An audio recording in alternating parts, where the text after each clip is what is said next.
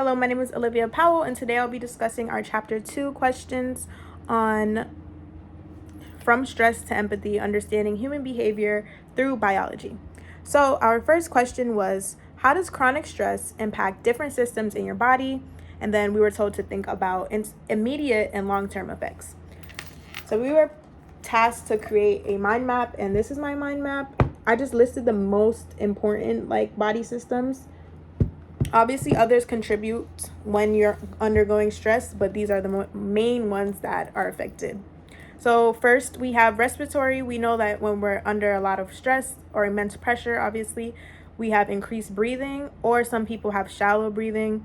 And this is not good, as it can result in panic attacks, and overall, that's just not good for your body. For cardiovascular, stress triggers increased heart rate and blood pressure. This is also another trigger for a panic attack, and we know when our body undergoes a lot of stress like this that it's not safe, because overall it can affect us in the long run physically. And then our last one listed here is musculoskeletal. So obviously, prolonged muscle tensions from stress can cause headaches, and yeah, that's a short-term effect of stress on this system. But a long-term effect could be muscle disorders. And when you're undergoing muscle disorders, this is a part of your body not being able to work because it's just paralyzed. And obviously that's not good, because you can't function with, yeah. Okay, so our next question, the same question we were told to answer in 2 to 3 sentences. My answer was, chronic stress causes your body to release hormones like cortisol, which can immediately increase heart rate and muscle tension. Over time, this can weaken your immune system.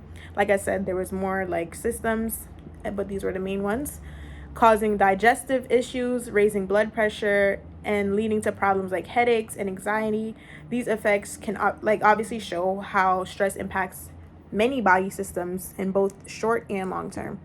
So our second question was, what biological mechanisms underlie empathy, and how does this relate to human behavior? So empathy is rooted in biological mechanisms involving 2 main brain processes. One is automatic emotional sharing of others' feelings, supported by mirror neurons and brain areas like anterior cingulate, cortex, and insulia.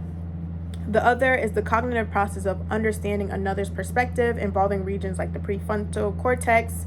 And these mechanisms basically are they enable us to both feel and understand others' emotions, which drives pro-social behaviors and social bonding. Essentially, empathy allows humans to connect emotionally and cognitively with others, which shape our social and behavioral interactions with people around us. Our third question was, how do hormones influence social behavior, and how do social behavior influence hormones? So basically, hormones act like chemical messengers in the body that influence how we behave socially. So for example, oxytocin can help build trust and bonding, while testosterone and estrogen affect things like aggression, mating behaviors, and parenting.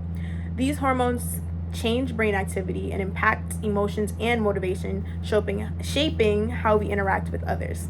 But at the same time, social experiences can change hormone levels. So for example,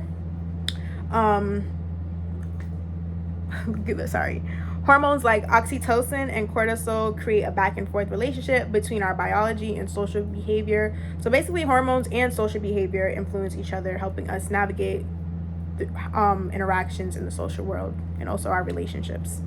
Our last question was, how does understanding the biological basis of behavior help us better understand ourselves and others? So understanding the biological basis of behavior helps us better understand ourselves and others by revealing how genetics, brain function, hormones, and the nervous system shape our thoughts, emotions, and actions.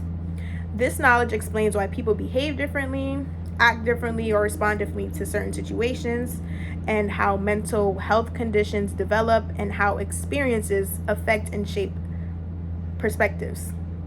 It also informs treatments and interventions for psychological disorders.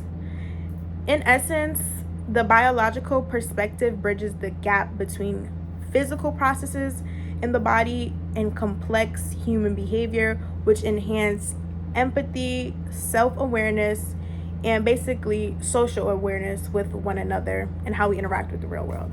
So yeah, these are my answers for the questions, and thank you.